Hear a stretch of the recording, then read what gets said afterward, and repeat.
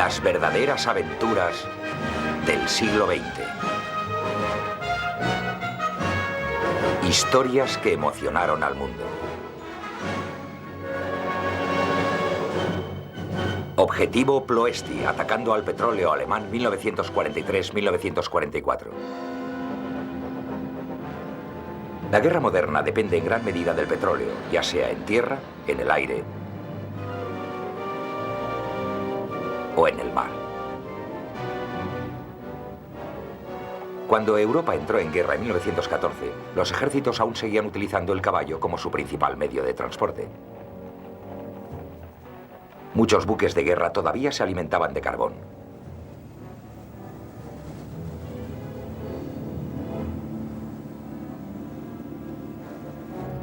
Pero para 1918 el motor de combustión interna ya había empezado a desplazar al caballo y los barcos comenzaban a usar cada vez más petróleo en vez de carbón. El nuevo medio de la guerra, el aire, también precisaba de combustible para los aviones que se enfrentaban en el espacio aéreo sobre el campo de batalla. 20 años más tarde, cuando Europa volvió a verse involucrada en la guerra, el crudo se había convertido en una necesidad vital. Especialmente para el tipo de guerra relámpago, mecanizada y desarrollada a gran velocidad que practicaban los alemanes.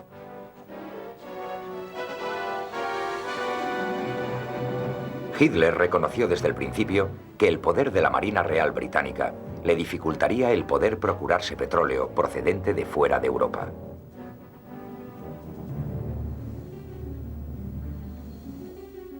El pacto de no agresión que Alemania firmó con la Unión Soviética en vísperas de la guerra le proporcionó algo de crudo.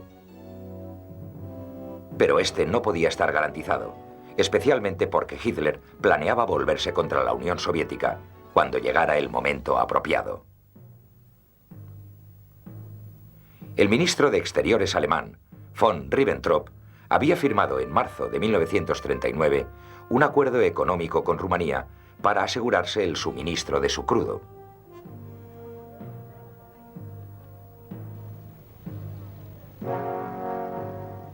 En mayo de 1940, el mundo se vio paralizado mientras los ejércitos germanos conquistaban Europa occidental en una devastadora campaña de 6 semanas. Aquello sirvió para atraer a Rumanía aún más hacia las garras de Hitler. Y eso a pesar de que este país se había visto forzado por los alemanes a cederle territorio a las vecinas Hungría y Bulgaria con el fin de que se pusieran del lado de los nazis. El pueblo rumano intentó protestar y obligó al rey Carol a abdicar del trono. Le sucedió su hijo Miguel. Pero el verdadero poder de la nación estaba en manos del general derechista Ion Antonescu, el primer ministro. En el otoño de 1940, el gobierno rumano invitó a una misión alemana a examinar las fuerzas armadas de Rumanía y a organizarlas según los esquemas germanos.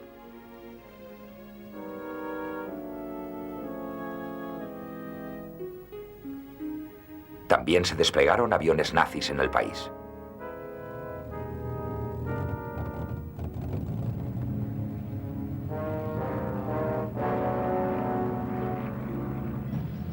Hitler lanzó su ataque contra la Unión Soviética en junio de 1941. Para entonces, Rumanía se encontraba tan dominada por él que un nutrido cuerpo rumano participó en la invasión. Pero era el petróleo rumano el verdadero valor de este país a los ojos de Hitler. Ploesti no tardó en suministrar no menos del 60% de las importaciones alemanas de crudo.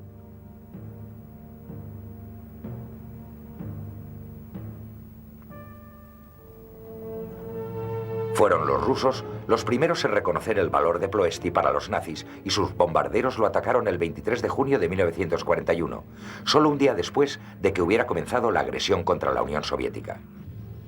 A partir de ese momento, y debido al rápido avance alemán, Ploesti quedó pronto fuera del alcance de los aparatos soviéticos.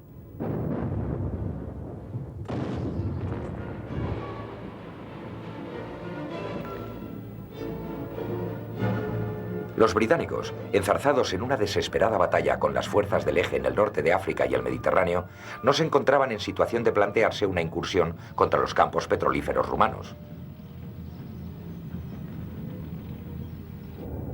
De todos modos, 13 Liberators B-24 americanos partieron desde Egipto y atacaron Ploesti en junio de 1942. Ocasionaron escasos daños. La incursión sí provocó, en cambio, que los alemanes reforzaran drásticamente las defensas aéreas que protegían a los yacimientos petrolíferos. A lo largo del siguiente año, la producción de crudo en Ploesti permaneció inalterable. Pero hacia el verano de 1943, el curso de la guerra había cambiado de forma radical. En el frente oriental, los alemanes habían sufrido un importante desastre en Stalingrado a principios de año, cuando un ejército entero se vio forzado a rendirse tras 6 meses de encarnizados combates.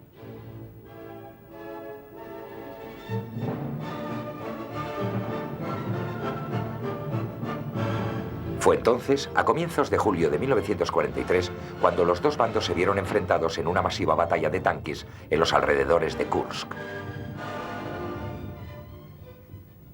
En el oeste, ya se había expulsado por completo a las fuerzas del eje del norte de África hacia mediados de mayo de 1943.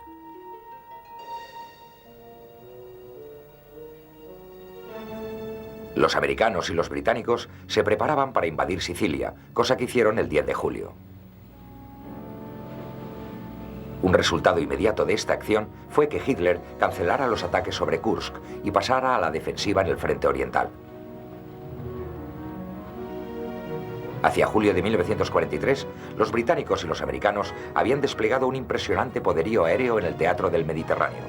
Allí se encontraba la 9ª Fuerza Aérea de los Estados Unidos, que tenía su cuartel general en el puerto libio de Bengasi. El general Louis Brereton, al mando de la 9ª Fuerza Aérea, llevaba varios meses planteándose una incursión sobre Ploesti, en la creencia de que su destrucción afectaría radicalmente a la capacidad alemana para seguir combatiendo. De hecho, llegó al punto de asegurar que ese podría ser el golpe que los dejara fuera de juego. Por aquella época, la prioridad para los bombarderos aliados era apoyar las operaciones en Sicilia y allanar el camino para la invasión de la Italia continental.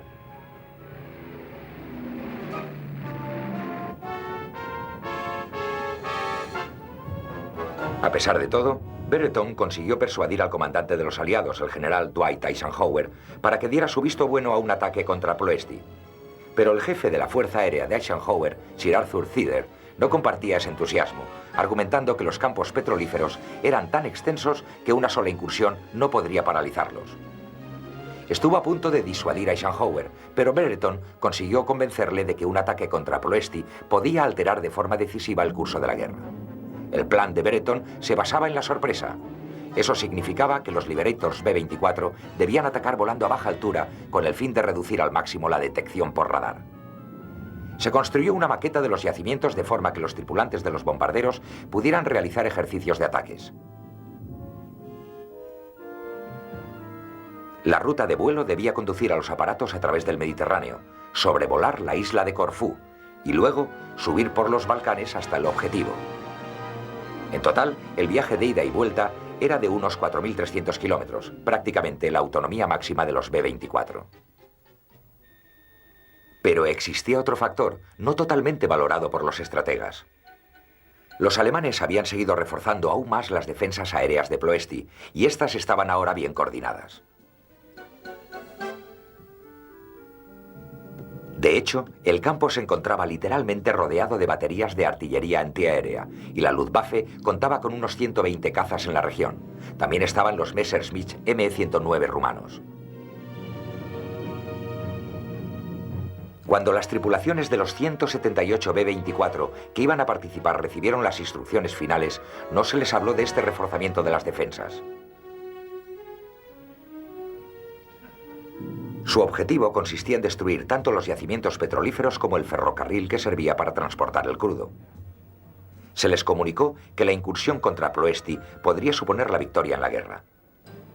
El 1 de agosto de 1943, los aeródromos de bombarderos en Libia estaban a la espera y poco antes de las 7 de la mañana se dio la orden de despegar.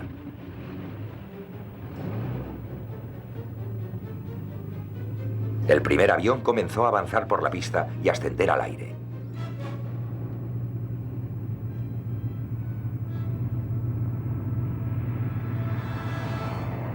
Desde el momento en que levantaron el vuelo, las cosas empezaron a salir mal.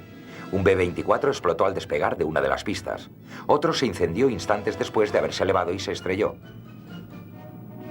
De hecho, para cuando toda la formación ya estaba en el aire, 11 aviones se habían estrellado o habían tenido que abortar su misión debido a fallos técnicos. Mientras los aparatos de vanguardia alcanzaban Corfú, un B-24 en el que viajaban el líder de la formación y el navegante jefe se precipitó al mar.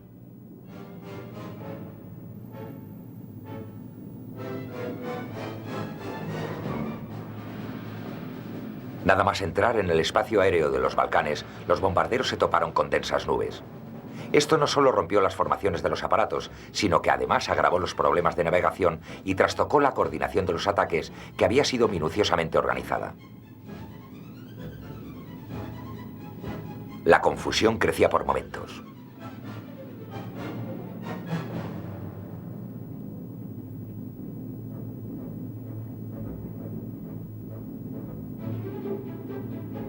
Y aún peor, uno de los grupos de vanguardia se desvió hacia Bucarest, la capital de Rumanía.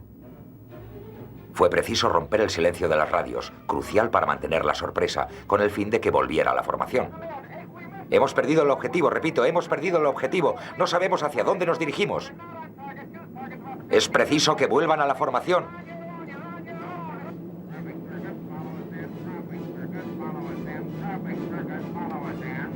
Aquello alertó a los artilleros alemanes bastante antes de que la principal fuerza de bombarderos alcanzara el objetivo.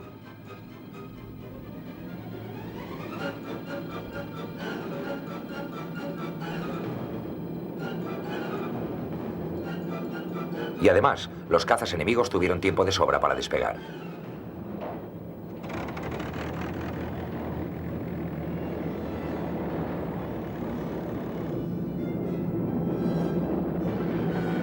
Los B-24 iniciaron entonces su maniobra de aproximación final, volando casi a la altura de las copas de los árboles.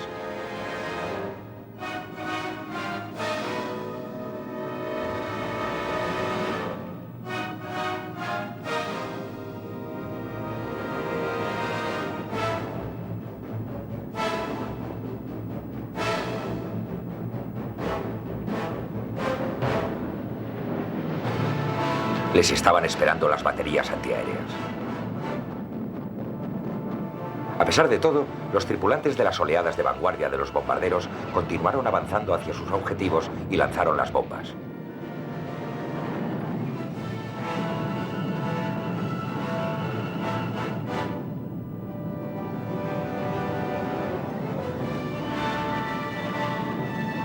Luego llegaron los grupos que iban a continuación y se encontraron volando a través de una pesadilla de llamas procedentes de los tanques de almacenamiento de crudo que se habían incendiado. Pero también arrojaron sus bombas.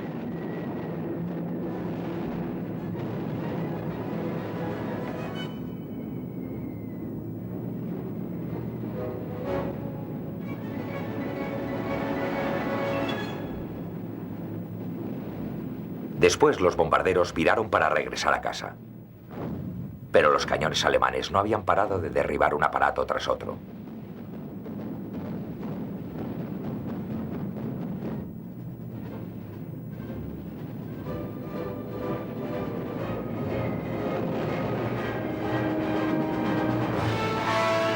Aunque los aviones habían perseverado.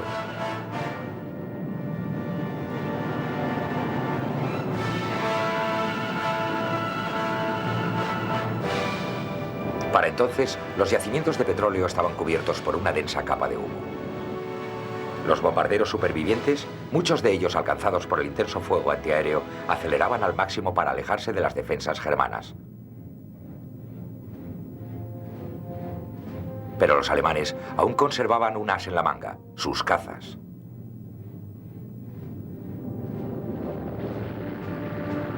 Estos comenzaron entonces a abalanzarse sobre los bombarderos. Estalló un intenso combate aéreo.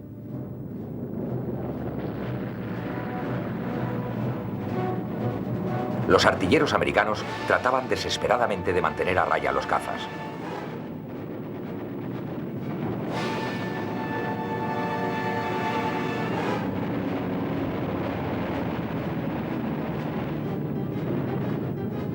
Pero los pilotos alemanes intensificaban sus ataques y un bombardero tras otro iba cayendo envuelto en llamas.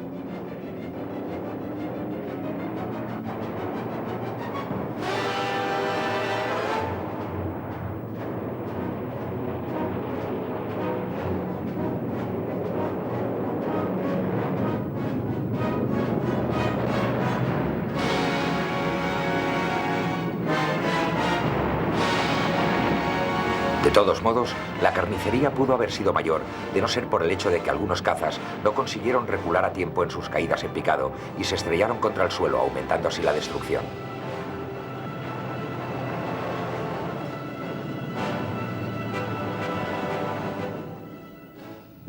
Al final, los bombarderos supervivientes lograron alcanzar la costa y poner rumbo en la larga travesía de vuelta cruzando el Mediterráneo. Pero la pesadilla aún no había terminado. El combustible era ahora un factor crucial, sobre todo para aquellos aparatos que habían sufrido daños. Algunos se dieron cuenta de que no conseguirían llegar a la base y buscaron lugares alternativos para aterrizar.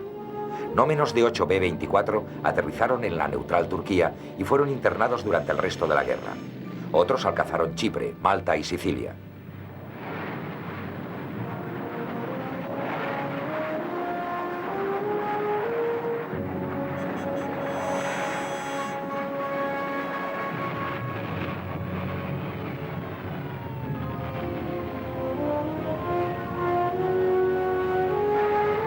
Muchos de los bombarderos que sí consiguieron volver a sus bases en el norte de África tuvieron que realizar aterrizajes de emergencia. Los accidentes no solo se debieron a los serios desperfectos de los aviones. El agotamiento y la tensión de los pilotos también fue una causa.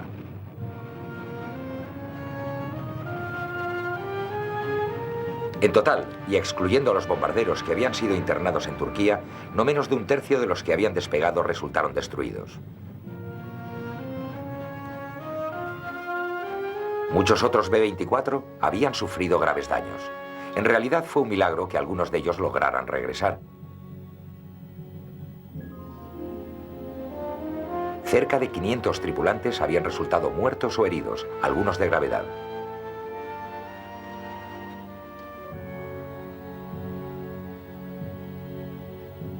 Otros habían sido capturados. Es cierto que habían infligido algunos daños a los yacimientos de Ploesti y que hicieron falta esfuerzos considerables para apagar los incendios de los tanques de petróleo. De todos modos, los campos petrolíferos habían estado funcionando solo al 60% de su capacidad durante el momento de la incursión.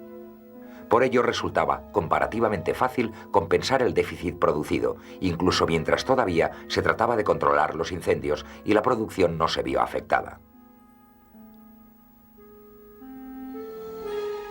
No quedó más remedio que aceptar que el ataque había fracasado, y Teder prohibió a Brereton que organizara más incursiones contra Ploesti. Le ordenó que en vez de eso concentrara su atención en Italia, que los aliados no tardarían mucho en invadir. Se podía considerar a los incendios de Ploesti como una pira funeraria para los aviadores americanos que habían perecido en el ataque.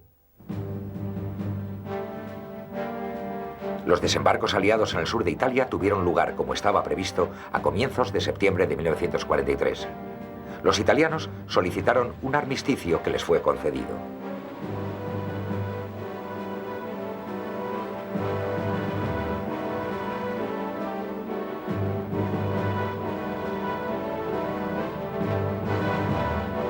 Pero los aliados no tardaron en verse envueltos en un encarnizado combate con las fuerzas alemanas, a las que se había desplazado rápidamente desde el norte de Italia.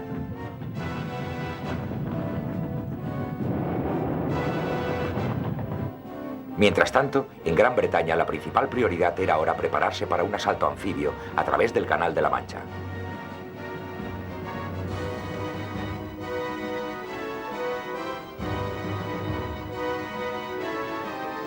Eso motivó que se olvidara Ploesti y que éste continuara suministrando a los alemanes la parte más importante de su petróleo. En realidad, los aliados no volvieron a prestarle atención a este objetivo hasta la primavera de 1944. Para entonces se había convencido a los varones de los bombarderos americanos, como el general Karl Spaatz, de que la clave para la derrota alemana residía en paralizar sus recursos petrolíferos. Por su parte, la RAF era favorable a los ataques contra los medios de transporte, especialmente los ferrocarriles y las estaciones de reparto, como forma de paralizar la capacidad de Hitler de mantener el esfuerzo bélico. Por aquel tiempo se había colocado las fuerzas estratégicas de bombarderos aliados bajo el mando directo de Eisenhower con el fin de que apoyaran la invasión de Normandía.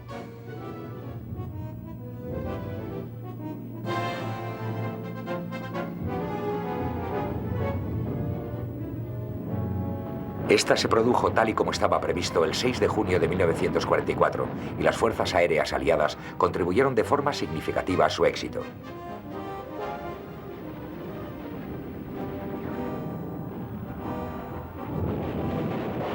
Aquellos desembarcos marcaron el principio del fin para Alemania. Entretanto, la 15ª Fuerza Aérea de los Estados Unidos, con base en Italia, había vuelto a atacar Ploesti en abril de 1944, pero se había concentrado en la red de ferrocarriles que se utilizaba para el transporte de combustible desde los campos petrolíferos. Se lanzó una segunda incursión el 28 de mayo. Esta demostró ser muy fructífera al haber destruido la mitad de la capacidad de Ploesti. El 23 de junio se produjo una tercera incursión. A partir de entonces, la 15ª Fuerza Aérea atacó Ploesti repetidas veces.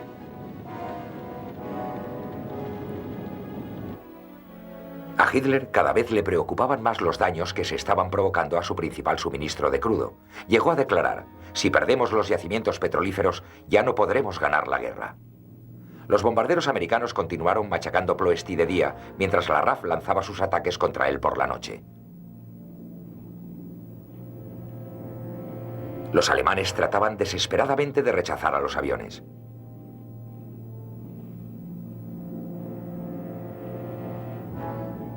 Pero no podían impedir la progresiva destrucción.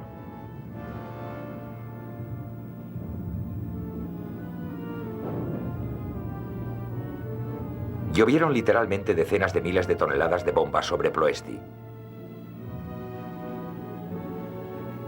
Se destruyó por completo la red de ferrocarriles que comunicaba con los campos petrolíferos.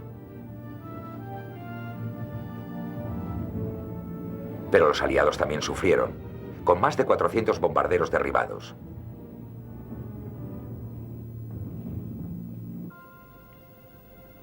Entonces, de repente, el 2 de agosto de 1944, cesaron los ataques aéreos aliados.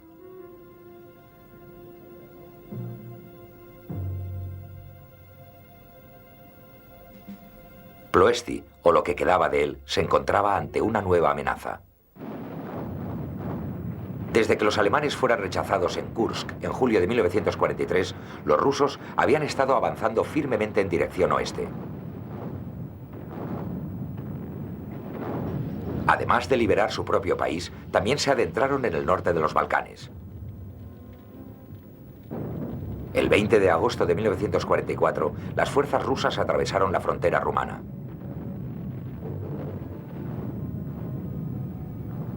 No tardaron en dirigirse hacia Bucarest.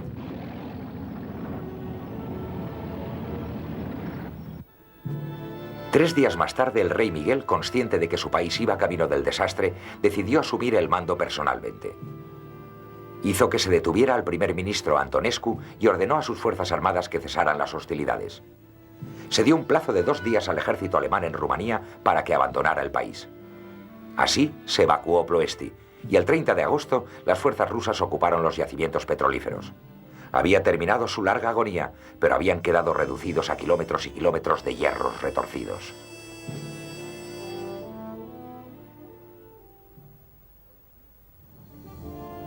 Hoy en día, más de 50 años después, los campos petrolíferos de Ploesti continúan funcionando y le proporcionan cierto alivio a la agobiada economía de la Rumanía poscomunista.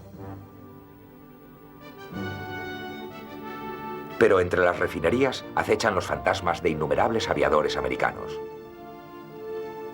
Porque fueron ellos los que perdieron la vida en la creencia de que le estaban asestando un golpe decisivo que acercaría el fin de los horrores de la Segunda Guerra Mundial en Europa.